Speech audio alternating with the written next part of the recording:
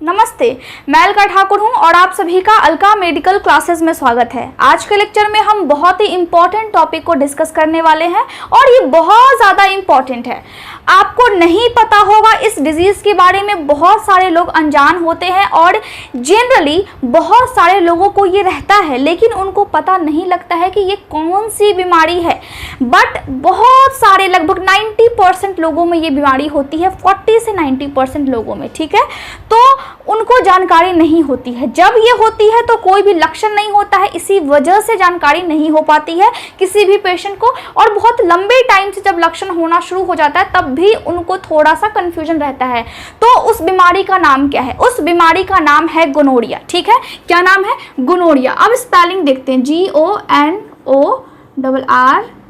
GONORHEA, ठीक है, gonorrhoea. Spelling को ध्यान देना है, स्पेलिंग को बहुत अच्छे से लिखना है, क्योंकि अगर स्पेलिंग में मिस्टेक हो जाएगा तो एक मेडिसिन की स्पेलिंग में अगर इधर से उधर हेराफेरी हो गया तो आप समझ सकते हो कि इसका असर किस पे पड़ेगा, आपके पेशेंट पे, जो आपसे दिखवाने आते हैं, जो आपसे ट्रीटमेंट लेने आते हैं, ठीक है। तो स्पेलिंग बिल्कुल एकदम सही सही लिखना है। अगर आपको कंफ्यूजन है तो आप गूगल कर सकते हैं, आप सर्च कर सकते हैं, या फिर जहां से भी आप हो कैसे भी करके सही ही लिखना है, ठीक है।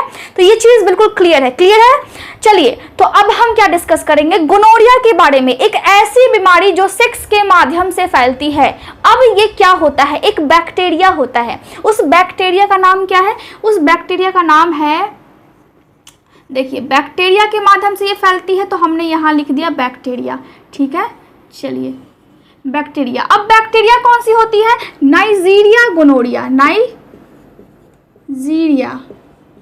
Neisseria gonorrhoeae. अब आप समझ रहे होंगे कि गोनोरिया नाम कहाँ से आया है, ठीक है, नाइजीरिया गोनोरिया। अब देखिए, ये जो गोनोरिया है जो कि सेक्स के माध्यम से फैलती है, वो किसके कारण होती है? वो बैक्टीरिया के कारण होती है, और उस बैक्टीरिया का नाम क्या है? Neisseria gonorrhoeae. ये आपको याद हो गया? तो देखिए, नाइजीरिया गोनोरिया, ये हमें याद रखना है। मतलब समझिए कि एनजी, अगर शॉर्ट फॉर्म में हम इसको बोले तो आप एनजी के रूप में याद कर सकते हैं, लेकिन जनरली आपको लॉन्ग फॉर्म में ही लिखना होगा। अब जब ये सेक्स के माध्यम से होती है, एक व्यक्ति से दूसरे व्यक्ति में ये फैलती है, तो आखिर ये बॉडी के किस एरिया को टारगेट करती है? ये वाली जो बैक्टीरिया है, नाइजीरिया जो गोनोरिया बैक्टीरिया है, वो बॉडी में होती है। तो बॉडी के किस एरिया को टारगेट करती है हमें कैसे पता लगेगा? तभी तो हम उस एरिया में थोड़ी सी सावधानी बरत पाएंगे। ये वहां पे टारगेट करती है। देखिए, हमारे बॉडी में बहुत सारी चीजें हैं, हमारे बॉडी के अंदर भी बहुत सारी चीजें हैं, बहुत सारे वायरस, बहुत सारे बैक्टीरिया आते हैं और हमें संक्रमित कर जाते हैं, ठीक है। तो बहुत सारे जो बैक्टीरिया होते हैं वो बॉडी के अलग अलग अंगों को अफेक्ट करते हैं, अलग अलग अंगों को वो ग्रसित कर देते हैं, प्रभावित करते हैं। लेकिन ये वाली जो बैक्टीरिया है ये कुछ अलग ही है। ये अलग कैसे है? ये वैसे पार्ट को अटैक करती है, वैसे पार्ट पे ये जाकर के अटैक कर देती है जो कि थोड़ा सा गर्म और थोड़ी सी जहां पे नमी होती है बॉडी में। अब वैसा पार्ट कौन सा है? ध्यान से देखिए, ध्यान से सोचिए, थोड़ा सा आप दिमाग लगाइए कि बॉडी में वैसा पार्ट कौन सा है। अगर हम बाहर से देखें, अगर हम पहले बाहर से देखते हैं तो हमारे बॉडी में सबसे पहले क्या है? आंख है हमारा। आंख में क्या होती है? थोड़ी सी नमी होती है, क्योंकि वहां पे आंसू भी है। तो यहाँ पे क्या है? नमी है और टेम्परेचर थोड़ा सा इस स्किन से थोड़ा सा अलग है, ठीक है। तो यहाँ पे नमी है तो ये आंखों को अटैक कर सकती है, क्योंकि ये किस वाले एरिया को अटैक करेगी? जो कि थोड़ा सा गर्म होगा, मतलब वार्म, और जहां पे थोड़ी सी नमी होगी, मोइस्ट। अब देखिए, अब हमने क्या बोला कि आई हो सकता है, आंखों को अटैक कर सकती है, आंखों पे। इसके अलावा आप ध्यान से देखिए, यहाँ पे नीचे क्या आता है? आंख के नीचे क्या है? गला है हमारा, ठीक है। तो जो मुंह है और जो गला है वो क्या होता है? वो हमेशा गीला होता है ना। तो माउथ में और गले में अक्सर ये गले को ज्यादा अफेक्ट करती है, ज्यादा ये अटैक उस पर कर देती है। तो क्या हुआ? थ्रोट, ठीक है। इसके बाद गीला कौन सा है? थ्रोट। अब बॉडी में अगर आप बाहर से देखेंगे तो कहीं भी ऐसा कुछ नहीं है पूरा कमर तक जो कि अफेक्ट हो। अब नीचे आते हैं हम, नीचे जहां से हम यूरिन पास करते हैं उसको हम क्या बोलते हैं? यूरेथ्रा, ठीक है। तो वो क्या होती है उसके बारे में मैं ऑलरेडी लेक्चर ले चुकी हूँ, आप जा करके उसको देख सकते हैं। तो ये यूरेथ्रा को अटैक करती है, उस पर ये अटैक कर देती है, क्योंकि इससे जब पेशाब निकलता है तो वहां पे थोड़ी सी जो टेम्परेचर होती है, या फिर समझिए कि वहां का जो स्किन है जहां से हम पेशाब करते हैं वहां की स्किन और ये वाली जो स्किन है और सब जगह की स्किन से थोड़ी सी अलग है, थोड़ी सी नहीं बहुत सारी अलग है और बहुत ज़्यादा वो सॉफ्ट होती है, ठीक है, ये वाली स्किन के मुकाबले में। तो आप ध्यान से देखिए, पहले आई हो गया, फिर थ्रोट हो गया, फिर वहां पे क्या हुआ, पेशाब करने वाला जगह यूरेथ्रा, ठीक है, ये हम समझ गए। अब यूरेथ्रा के बाद आप थोड़ा सा और दिमाग लगाइए, और क्या होता है फीमेल में, महिला में बात करें तो वेजाइना, जहां से सेक्स किया जाता है, ठीक है, तो वेजाइना भी गीला रहता है हमेशा और वहां पे नमी होती है, ठीक है, वेजाइना। अगर महिला में ही बात करें तो अंदर की तरफ, वेजाइना से अंदर की तरफ क्या होती है, सर्विक्स होती है। ये किस तरह है, कैसे काम करती है, इसका स्ट्रक्चर क्या है, मैं ऑलरेडी लेक्चर ले चुकी हूँ फीमेल रिप्रोडक्टिव वाले सिस्टम में, ठीक है, तो आप जा करके उस लेक्चर को अच्छे से देखें, नोट्स बनाएं और बहुत अच्छे से शॉर्ट नोट्स बनाएं। मैं हमेशा बोलती हूँ कि लॉन्ग किताब की तरह छापने में कोई आपकी बुद्धिमत्ता नहीं है। आप बिल्कुल भी ये ना सोचें कि जैसा किताब में है आप वैसा लिखेंगे, अपने शब्दों में, आसान भाषा में, छोटे छोटे उसको करके, टॉपिक को तोड़ करके आप अगर लिखेंगे तो आपका एग्जाम इजीली क्रैक हो जाएगा। आप चाहे कोर्स कर रहे हो, चाहे आप कंपटीशन का एग्जाम देने वाले हो, आप दोनों क्षेत्र में बहुत अच्छे रैंक हासिल कर सकते हैं, ठीक है। तो कंपटीशन का जो बैच है वो जल्द ही मैं लाऊंगी और मैं अच्छे से डिस्कस करूंगी कि आपको अगर कंपटीशन की प्रिपरेशन करनी है तो आप किस तरह से पढ़ सकते हैं, ठीक है। तो पहले हम चलते हैं, क्योंकि डिटेल लेक्चर मैं ऑलरेडी लेती हूं और मैंने सोचा कि मैं थोड़ा सा आपको बताऊं कि कंपटीशन में किस तरह से अटेम्प्ट करते हैं क्वेश्चन को, किस तरह से हम उसके लिए अलग तरीके से तैयारी करते हैं। तो मैं उम्मीद करती हूं कि आप सब बहुत अच्छे से हर टॉपिक को डिस्कस कर रहे होंगे अपने फ्रेंड्स के साथ जो आपके साथ क्लास में है और बहुत अच्छे से उसको पढ़ रहे होंगे। तो यहाँ पे हम क्या देखते हैं, अपने टॉपिक पे आते हैं। यहाँ पे हमने क्या देखा कि जो गोनोरिया है वो बैक्टीरिया के द्वारा होती है। बैक्टीरिया कौन सी है, नाइजेरिया गोनोरिया, ठीक है। अब ये अटैक किस पे करती है, वैसी जगह पे जो थोड़ी सी गर्म हो और जो जहाँ पे थोड़ी सी नमी हो। तो पूरे बॉडी में क्या है, ऊपर है हमारा आंख, उसके बाद हमारा गला, थ्रोट, ठीक है, इसके बाद क्या है यूरेथ्रा। ये मेल में और फीमेल में दोनों में होता है, क्योंकि पेशाब का जो रास्ता है वो एक पुरुष में भी है और वो एक महिला में भी है, तो दोनों में यूरेथ्रा पाया जाता है। वेजाइना में ये होती है महिला में, ठीक है। तो वेजाइना क्या होती है, जहां से सेक्स किया जाता है। अब वेजाइना के अंदर, मतलब बॉडी की अब हम अंदर जा रहे हैं। वेजाइना क्या है, वेजाइना बाहर से देखने में एक होल जैसा है, अगर हम देखें इस तरह तो यहाँ पे होती है वेजाइना। अब हम इसकी जब अंदर देखेंगे बॉडी के अंदर तो वहाँ पे होती है सर्विक्स, ठीक है, एक महिला में ये पाई जाती है, तो वहाँ पे ये अटैक करती है। इसके अलावा कहाँ पे अटैक करती है, यूट्रस। यूट्रस के अलावा क्या करती है, फैलोपियन ट्यूब। अब यूट्रस क्या होता है, जहाँ पे बच्चे का विकास होता है, ठीक है। फैलोपियन ट्यूब कहाँ पे होता है, जहाँ पे अंडा बनता है और एक पुरुष में स्पर्म बनता है, एक महिला में अंडा बनता है, और जिसको हम एग बोल सकते हैं या फिर एग हम बोलते ही हैं। तो एग और स्पर्म जब दोनों साथ में मिलते हैं तब बच्चे का निर्माण होता है, और वो बच्चा बड़ा कहाँ पे होता है, वो बच्चा बड़ा होता है यूट्रस में। तो इन सभी जगहों पे वो अटैक करता है, क्योंकि ये जो सभी जगह है हमारे बॉडी में वो थोड़ी सी गीली होती है। मतलब क्या है, वहां पे नमी बहुत ज्यादा है अकॉर्डिंग बॉडी में और सभी ऑर्गन के, ठीक है। तो यहाँ पे हम समझ गए, यहाँ पे हमने क्या समझा कि टारगेट किसको किसको करती है। अब हम समझेंगे कि आखिर एक व्यक्ति से दूसरे व्यक्ति में ये फैलती कैसे है, ठीक है। तो जो ये बैक्टीरिया है वो एक व्यक्ति से दूसरे व्यक्ति में कैसे फैलेगी, मतलब समझिए कैसे ये ट्रांसमिट होगी। जो फैलते हैं उसको हम क्या बोलते हैं, ट्रांसमिट होना। ट्रांसमिशन कैसे होता है इस डिजीज का, ठीक है, मतलब ये बैक्टीरिया कैसे फैलती है। सबसे पहला कारण क्या है, कैसे फैलेगी, सबसे पहला है फ्रेंच किसिंग, ठीक है। पहला क्या है, पहला है फ्रेंच किसिंग, फ्रेंच किसिंग। अब मैं इसको नहीं समझाऊंगी क्योंकि हम सभी जानते हैं और बच्चा बच्चा जानता है, और कोई भी लड़के नेगेटिव कमेंट नहीं करेंगे क्योंकि लड़कियां भी मजे लेती हैं। तो नेगेटिव कमेंट नहीं करना है, बस आपको इस टॉपिक को बहुत अच्छे से समझना है, ठीक है। तो पहला क्या है, पहला है फ्रेंच किसिंग। दूसरा क्या है, दूसरा है हमारा kissing with tongue, kissing with tongue. ये क्या है आप सभी को पता होगा, मुझे बताने की जरूरत नहीं है, ठीक है। तीसरा क्या है, ओरल सेक्स। तीसरा क्या है, ओरल सेक्स। चौथा क्या है,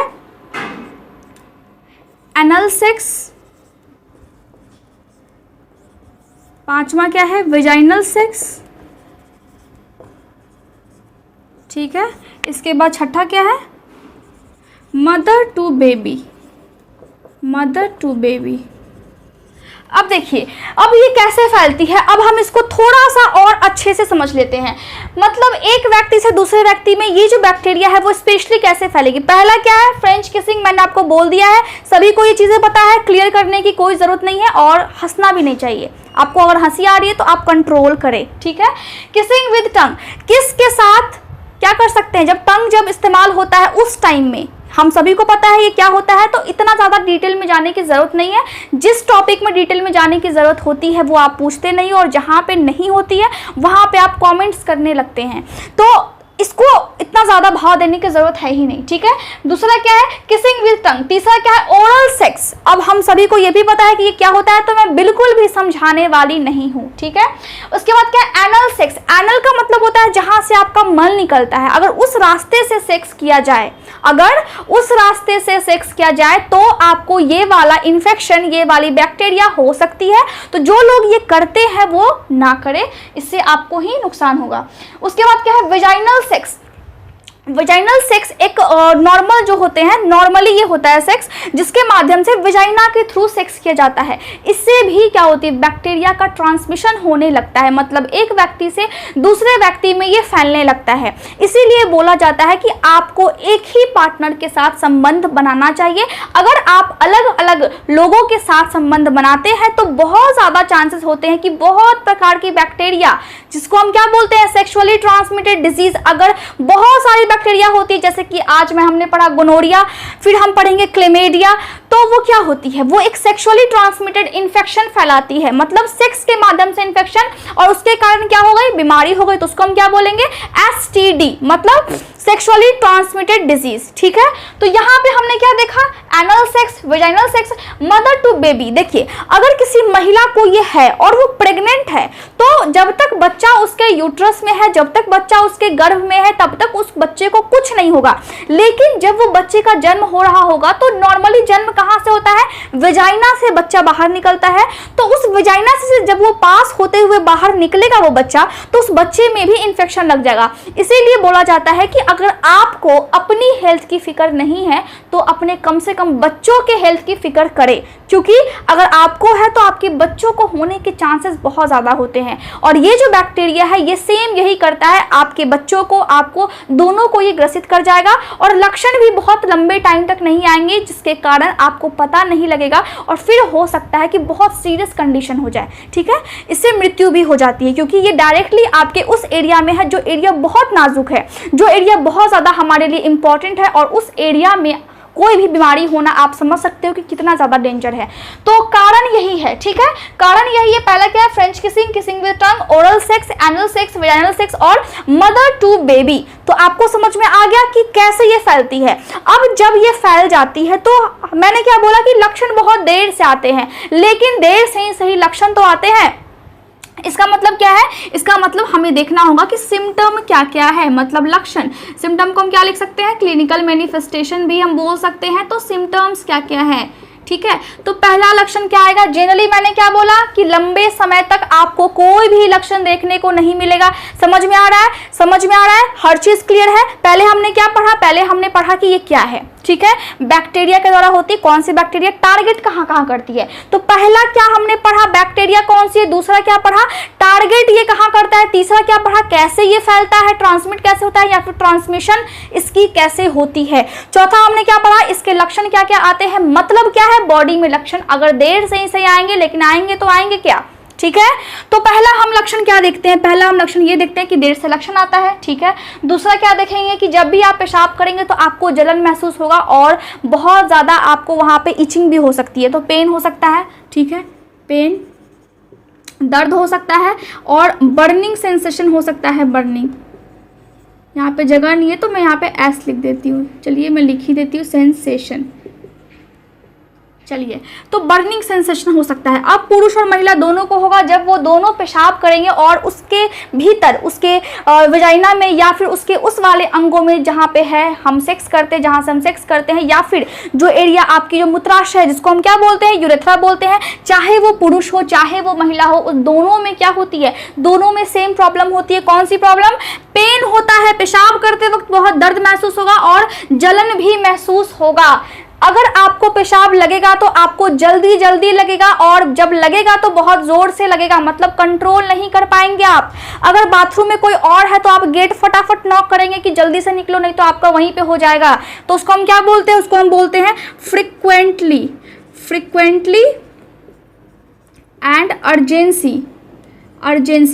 का मतलब एकदम अर्जेंट यूरिनेशन, जल्दी जल्दी लगेगा और बहुत अर्जेंट लगेगा, मतलब कंट्रोल करने की क्षमता खत्म हो जाएगी। इसके अलावा क्या हो सकता है? इसके अलावा डिस्चार्ज हो सकता है। अगर एक आदमी की बात करें तो क्या हो सकता है? अगर एक आदमी की बात करें तो उसके पेनिस से, जहां से वो सेक्स करता है, वहां से पस निकल सकता है।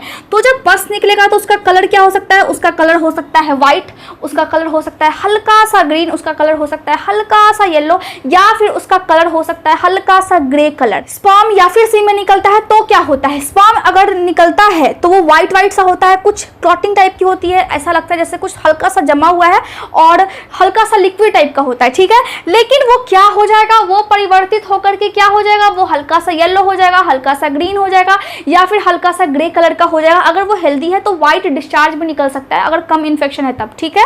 उसके बाद क्या हो सकता है? उसके बाद अगर एक पुरुष है तो उसकी जो पेनिस के ऊपर क्या होता है? पेनिस के ऊपर अगर मानिए कि अगर ये पेनिस है, ठीक है, तो ऊपर की अगर हम स्किन को इतना को हटाएंगे तो क्या होगा? रेड रेड पोर्शन होगी, तो इस रेड पोर्शन का कलर चेंज हो जाएगा। मतलब क्या हम बोलते हैं? Glans penis. ऊपर का जो लाल कलर का होता है पोर्शन, एक पेनिस में इतना हाफ लाल कलर का होता है, उसको हम क्या बोलते हैं?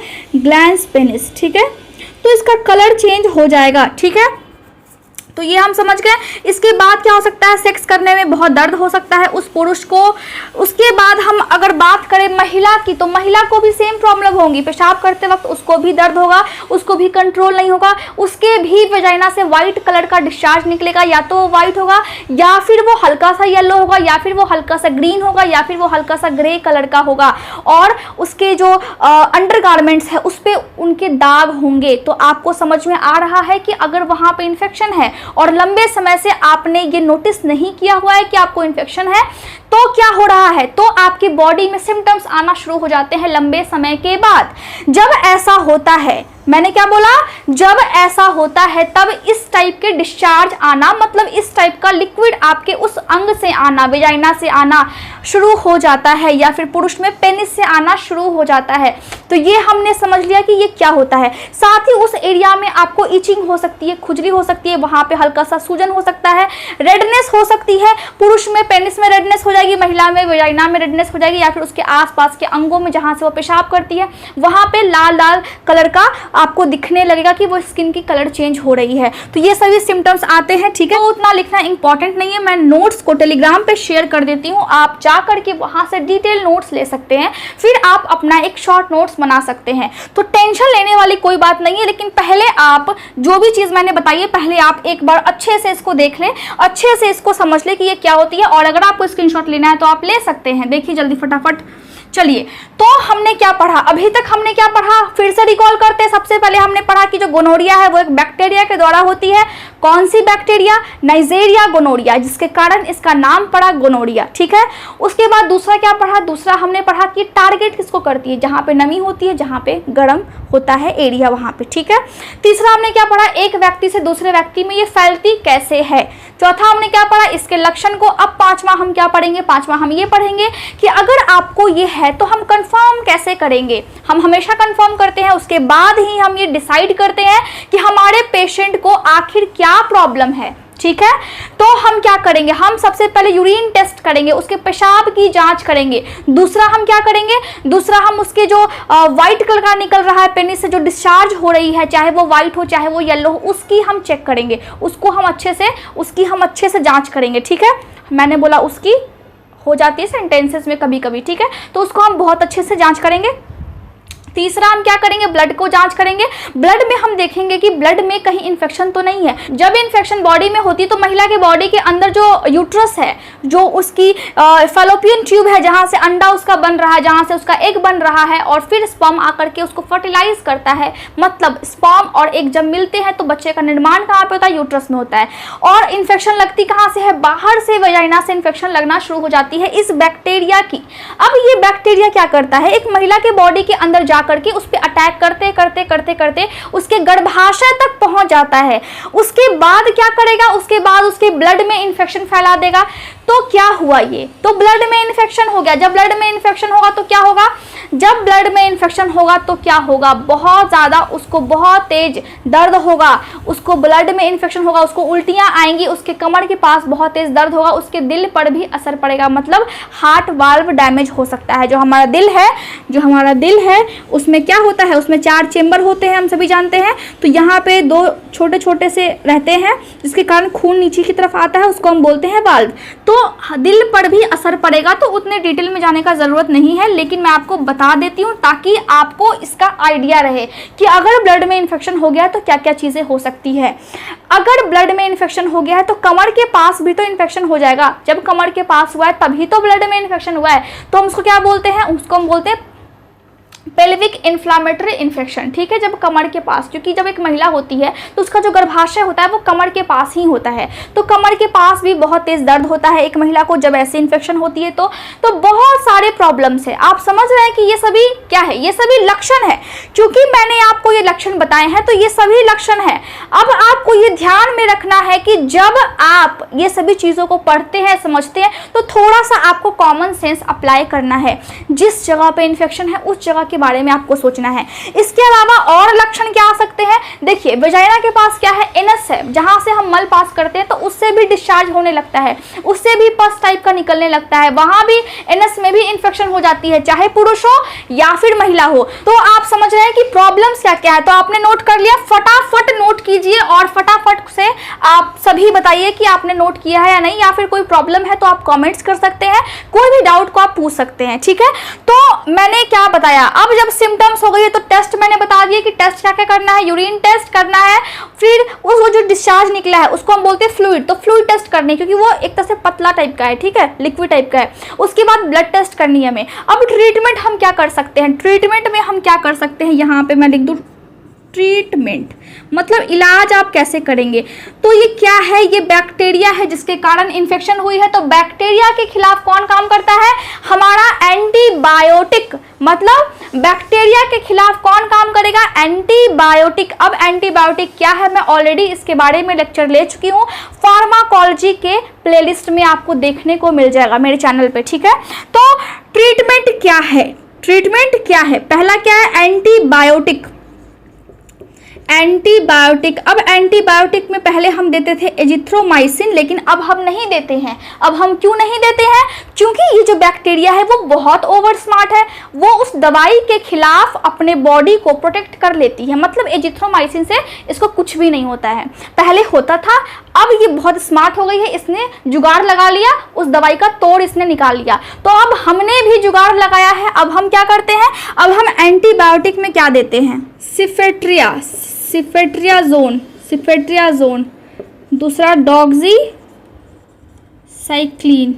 ठीक है, अब देखिए, अब हम एंटीबायोटिक में क्या देते हैं, एंटीबायोटिक में हम 2 दवाई देते हैं। कौन सी दवाई, सिफेट्रियाजोन हम देते हैं। अब इसकी इंजेक्शन हम देते हैं, जनरली इसको कैसे देना है, मांसपेशियों में देना है, मतलब इंट्रामस्कुलर मसल्स में देनी है। लेकिन अक्सर ये कहाँ पे दी जाती है, नॉर्मली ये बटक पे दी जाती है। मतलब क्या होता है, मतलब हमारे बटक पे, पीछे होता है ना बटक, इस तरह मांसपेशियां बहुत ज़्यादा होती है उस पर, इस पे दी जाती है। ठीक है, इंजेक्शन ये वाली। अब एंटीबायोटिक में दूसरा क्या टैबलेट है, अगर हम मुंह से खाने को देंगे किसी पेशेंट को तो हम क्या दे सकते हैं, साथ ही हम डॉक्सीसाइक्लिन दे सकते हैं, और इसको 7 दिन तक 2 टैबलेट खानी है, एक सुबह और एक शाम। ठीक है, तो डॉक्सीसाइक्लिन हम क्यों देते हैं, हम ये मुंह से खाने के लिए देते हैं, और इंजेक्शन के लिए हम सिफेट्रियाजोन दे देते हैं, तो इससे काम बन जाता है। ठीक है, तो इससे ये ठीक हो जाता है। अब प्रॉब्लम क्या है, प्रॉब्लम ये है कि जब ये बीमारी हो जाती है तो पुरुषों में क्या होता है, टेस्टिस होती, जहां पे स्पर्म बनता है। टेस्टिस कहां पे होती है, ये अगर पेनिस है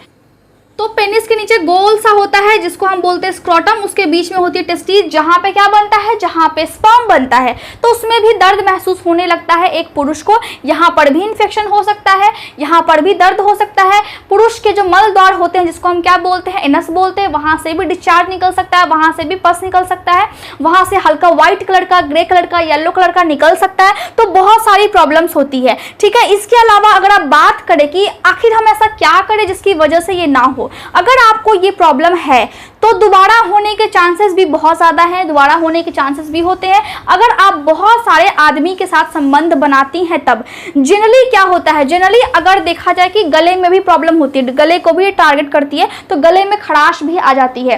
आँख में बहुत कम होती है, आँख में जो है ये जो बैक्टीरिया है आँख को बहुत कम टारगेट करती है। अगर आप अपने प्राइवेट पार्ट को टच करके हाथ धोए बिना अपने आँखों को टच कर लेंगे और आपके प्राइवेट पार्ट में ये बैक्टीरिया है तो आपके आँखों में भी प्रॉब्लम आना शुरू हो जाता है। आँखों में खुजली होती है, आँखों में इन्फ्लामेशन यानी कि आँखों में आपके सूजन हो जाता है। इसके अलावा आँखों से हल्का हल्का व्हाइट कलर का भी निकलने लगता है, पस टाइप का। तो बहुत सारे प्रॉब्लम्स है, आँख को बहुत कम टारगेट करता है, इसीलिए हम बोलते हैं कि हमें हैंड वॉश करनी चाहिए। अब आप समझ रहे होंगे कि हैंड वॉशिंग का कितना ज़्यादा महत्व है। तो मैंने आपको बहुत सारी चीज़ें बताई हैं, लेकिन याद रखने वाली कौन सी चीज़ें हैं फिर से मैं रिकॉल कर दूं। पहला क्या, पहला आपको क्या मैंने बताया, गोनोरिया। अब ये होती किससे है, बैक्टीरिया के द्वारा होती है, नाइजीरिया गोनोरिया, ठीक है। तो पहले हमने क्या पढ़ा, टारगेट किसको करती है। दूसरा हमने क्या पढ़ा, फैलती कैसे है। तीसरा हमने क्या पढ़ा, इसके लक्षण क्या क्या है। चौथा हमने क्या पढ़ा, किस तरह के टेस्ट होते हैं, blood test, urine test, fluid test, ठीक है, ठीक है। इसके बाद हमने क्या पढ़ा, ट्रीटमेंट में हमने क्या पढ़ा, एंटीबायोटिक होती है। और हमने इलाज कर लिया और हम अपने पेशेंट को क्या बोल करके घर भेजेंगे कि भाई अगली बार से ऐसा काम मत करना। तो ये क्या होता है, ये होता है प्रिवेंशन। तो प्रिवेंशन का मतलब क्या है, प्रिवेंशन का मतलब कुछ नहीं है कि आप नॉर्मली क्या करो, एक ही पार्टनर के साथ संबंध बनाओ। सबसे पहला प्रिवेंशन ये है, जब भी आप संबंध बनाते हैं किसी के साथ तो आप कॉन्डम का इस्तेमाल करें, क्योंकि अगर सामने वाले व्यक्ति को अगर इन्फेक्शन है तो आपको पता नहीं है, जनरली उनको भी नहीं पता है कि उनको इन्फेक्शन है, तो आपके बॉडी में वो इन्फेक्शन आने के चांसेस बहुत ज़्यादा है, बहुत ज़्यादा। क्या आपकी बॉडी में तो आ ही जाएंगे। तो इस तरह से आपको कॉन्डम का इस्तेमाल करना है। साथ ही जो सेक्स टॉयज होते हैं वो किसी से शेयर नहीं करना है। अगर आप यूज़ करते हैं तो जनरली इसको यूज़ ना करें, अगर आप करते हैं, अगर आपकी इच्छा है तो आप शेयर ना करें, उसको भी अच्छे से वॉश करें। इसके अलावा आप अपने हैंड को वॉश करें। इसके अलावा आप हाइजीन मेंटेन करें, अपने खान पान पे ध्यान दें। और जब भी आपको लगता है कि आपके प्राइवेट पार्ट से कुछ व्हाइट कलर का कुछ लिक्विड सा ज़्यादा निकल रहा है, उसका कलर थोड़ा अजीब है, हल्का येलो है, हल्का ग्रे है, हल्का सा ग्रीन है, हल्का सा हरा कलर का है, तो आप जा करके डॉक्टर से कंसल्ट करें, क्योंकि ये नॉर्मल नहीं है। नॉर्मल तो बिल्कुल भी नहीं है। अगर आपके प्राइवेट पार्ट में कुछ भी आपको खुजली भी होती है तो आपको सावधानी बरतनी है, उस एरिया को ज़्यादा गीला नहीं रखना है, सूखा हुआ वो एरिया होना चाहिए। और साथ ही उस एरिया की सफाई बहुत अच्छे से करनी है, बहुत ज़्यादा केमिकल वाला चीज़ आपको वहाँ पे इस्तेमाल नहीं करना है। तो ये सभी जब चीज़ आप करेंगे तो इसको हम क्या बोलते हैं, इसको हम बोलते हैं प्रिवेंशन। तो ये सभी चीज़ों के करने की वजह से आपके बॉडी में ये जो खतरा है ये थोड़ा सा कम हो सकता है या बहुत ज़्यादा भी कम हो सकता है, क्योंकि आप सावधानी तो बरत रहे हैं ना। तो मैं उम्मीद करती हूँ कि आज का लेक्चर आपको अच्छे से क्लियर है, बिल्कुल क्रिस्टल क्लियर हो गया होगा। Thank you so much for watching my video. आपको नोट्स टेलीग्राम चैनल पर मिल जाएंगे। पहला वाला जो कमेंट्स होता है कोई भी लेक्चर का, उस पर मैं टेलीग्राम चैनल का लिंक डाल दूंगी, आप वहाँ से जा करके उस ग्रुप को ज्वाइन कर सकते हैं। साथ ही वहाँ से आप नोट्स ले सकते हैं, वहाँ पर बहुत सारे स्टूडेंट्स डाउट्स पूछते हैं, आप भी पूछ सकते हैं। Thank you so much for watching my video.